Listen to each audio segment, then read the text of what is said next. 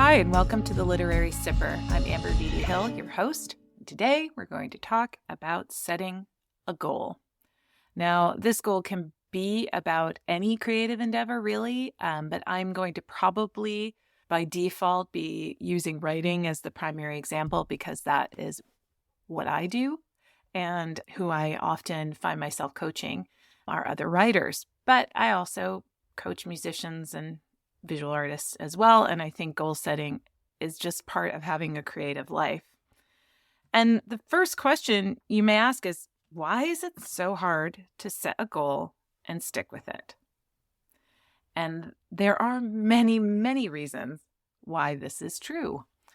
And the first one, I would say, is just the nature of creativity and art itself. Setting a goal feels a lot like planning, which feels very rigid, which feels as if it's antithetical to the creative process in general. And a lot of artists find themselves resisting anything that requires a to-do list or a timer or a calendar or anything that puts them in a box that they're uncomfortable with. And the reality of goal setting is it is just as mercurial as the creative process. You will set goals and you will sometimes achieve them. Sometimes you won't. Sometimes you'll find yourself fulfilling the goal, but the outcome isn't what you thought it would be. Or when you do fulfill the goal, you need to set a new goal because you've moved the bar and now you want to have to achieve something. You want to push yourself to achieve something further down the road.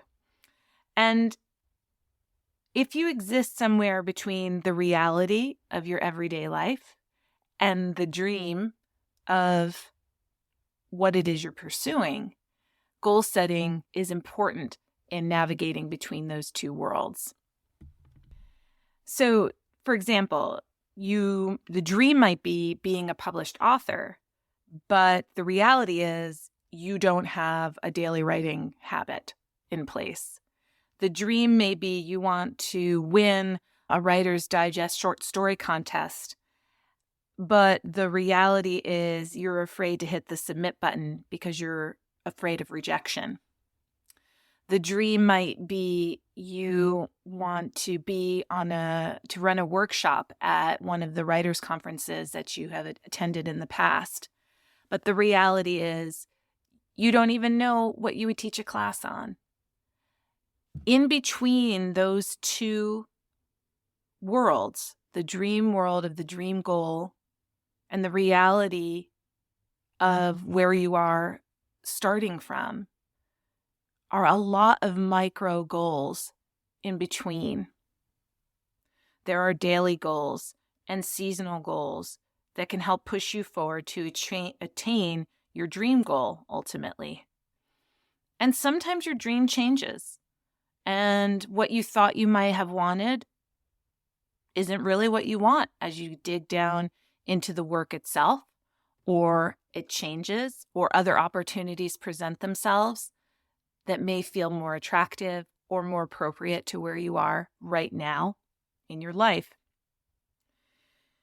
So you need to ask yourself if goal setting is difficult for you because it is actually making the dream the reality. And the reality of the dream is in and of itself what you're questioning. Am I good enough? Am I talented enough? Do I have time for the work that this would take? Am I too much of a perfectionist? So every step along the way is something that I'm going to belabor and freak out about.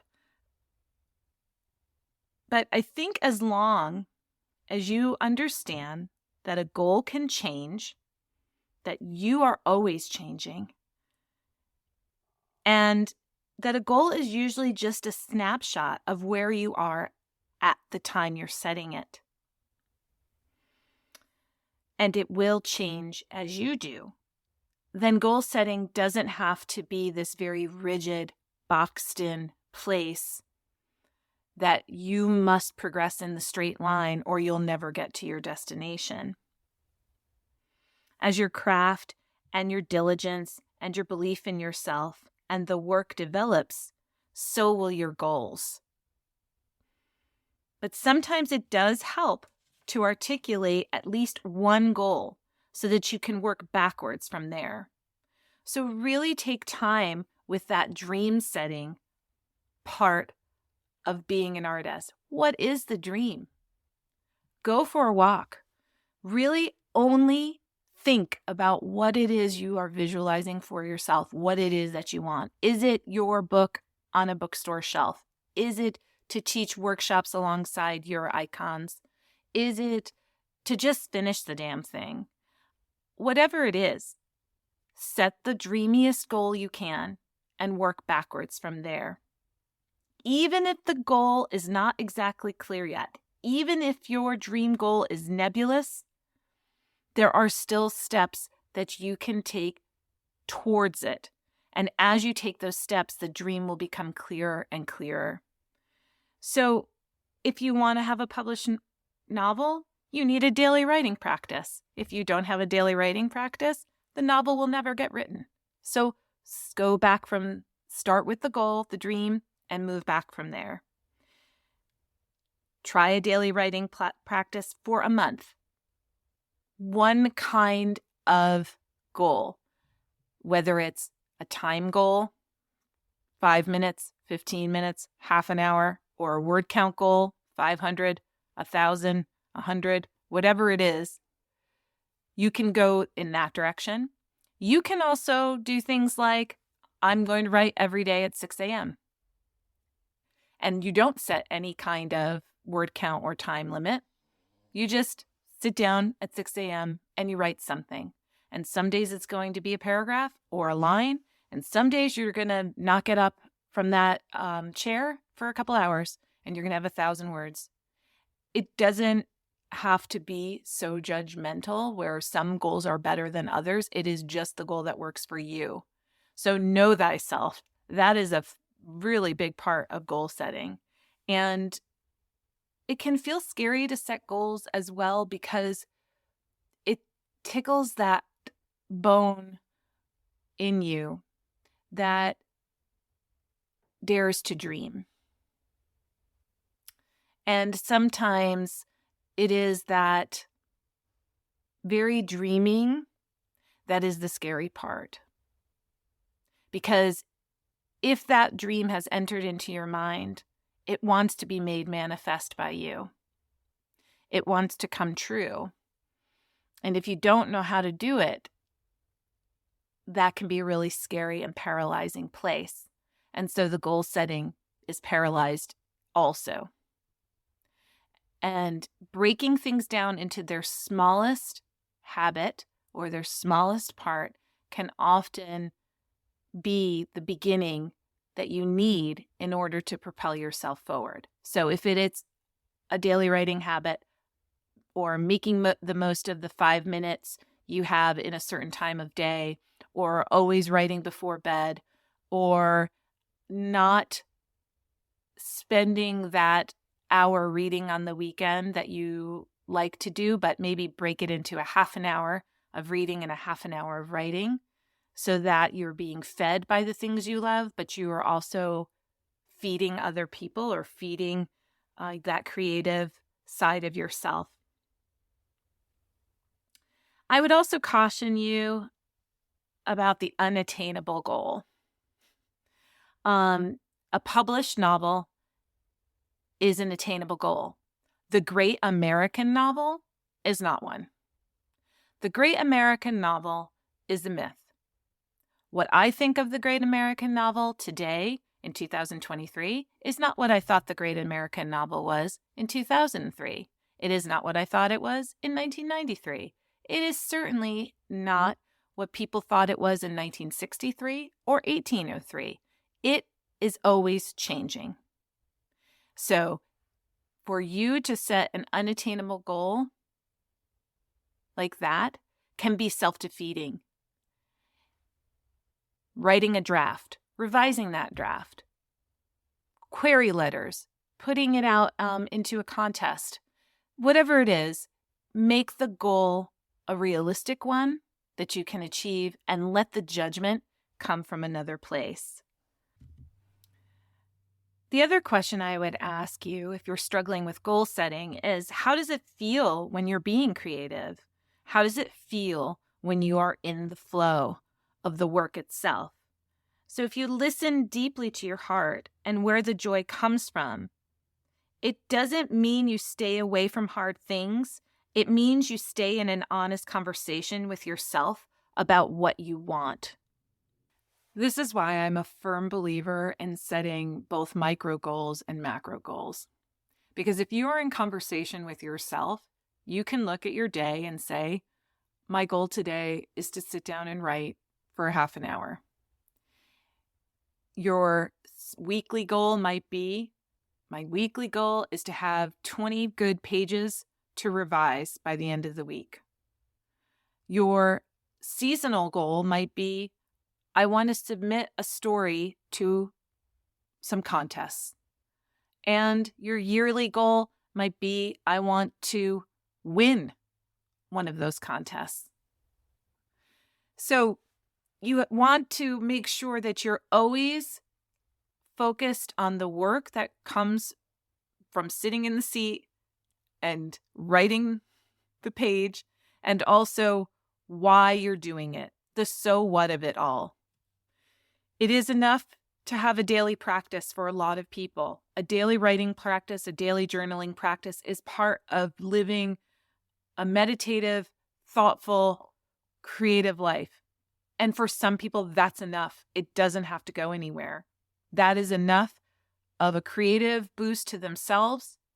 It is enough of a meditative practice. It is enough of a connection to others. It helps them to reclaim their time, reclaim their sense of self.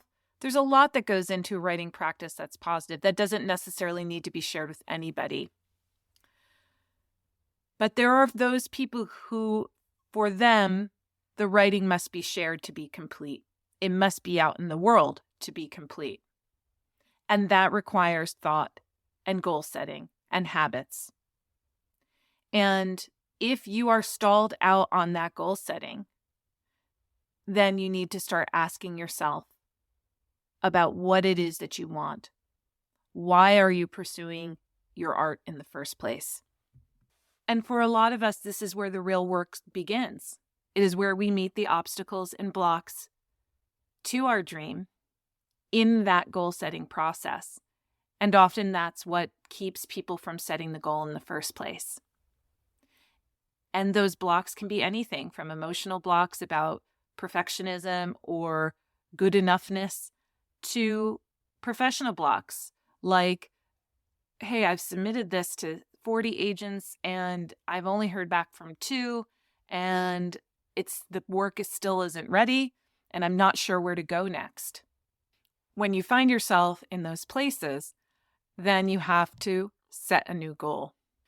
You also have to look at how you set those goals. And maybe it is your process that is the thing you need to question. Maybe you're setting the wrong kind of goal. Maybe it is more of a process than a product goal. So rather than saying, I'll have a new draft, it is, I am going to work on crafting a better opener, something more specific, but also it's a process. It's not a finished product. The second thing might be the way you're keeping track of your goals. Are you a paper planner, a digital planner? It also may be who is listening to your goals. Are you only doing this by yourself? Are you in a writing group? Do you have a writing coach? Do you have an accountability partner, someone you meet for coffee once a month and say, here's what I've done for the last month. Where do you think I should go next? What do you think about this as a next step? Is it enough? Am I on the right track? And you can be the sounding board for that person and brainstorm ideas about paths or opportunities that may be something that they should think about. But at the end of the day, only you can decide that. Only you can learn what's best for you so that you can keep moving forward towards that dream goal that puts you on this path in the first place. And there's so much of goal setting that is essential to the work. And especially in this day and age where so much of the creative process is also paired with social media, with showcasing work, and contests and workshops, and there's the business of the creative process. And I think that what people who get into the artistic world believe at first is that you're just going to be in your study writing, and some person will come and see you writing and say, "What are you writing?" And then they will take it and put it on a shelf and say, "This is the most magical thing I've ever seen." But that's just not the reality. And that is not reality in general. So how are you matching the work of your creativity with and making those goals just as important as the goal of the work itself? So that distinction, the goal of the work itself and the business of the work itself, are two different things and require two different levels of goal setting as well. Working on a website, working on networking and communication with other people, finding accountability partners, pitching agents, all of these things are the business of the work. And then there are the goals for the work itself. I want sharper sentences. I want a finished draft. I want a more streamlined writing practice. I want my habit of writing to look a certain way. And when we blend those things, that can often lead to obstacles and blocks as well. So as we sit here and finish up for today in terms of goal setting, what are your takeaways? And I would say that goal setting is a practice. And if you don't have a goal setting practice, start small. What can you do today that will push your work forward, both in terms of the work itself and the business of the work? Something small. What are the 10 minutes you can use to put your work out in the world and the 10 minutes you can use to create more work? What does that look like to you? You could start with a timer. That's pretty small. But I would urge you to take some time this week to take a walk around the block, to sit in meditation, go to an art museum and feel inspired, and dream bigger. Dream about those big things that you want for your art and work backwards from there. And then I would sit down and I would spend some time making them a reality. What are the daily things I can accomplish? What are the seasonal things I can accomplish? What can I accomplish in a year? And what do I ultimately want? These are very big questions, but you have to start small. I'll see you next week. Thanks for listening to The Literary Sipper. I hope you enjoyed this episode and learned something new. If you did, please subscribe and leave a rating and review if you're feeling especially generous. Until next time, keep reading, keep writing, and keep putting your voice in the world. It's waiting for you.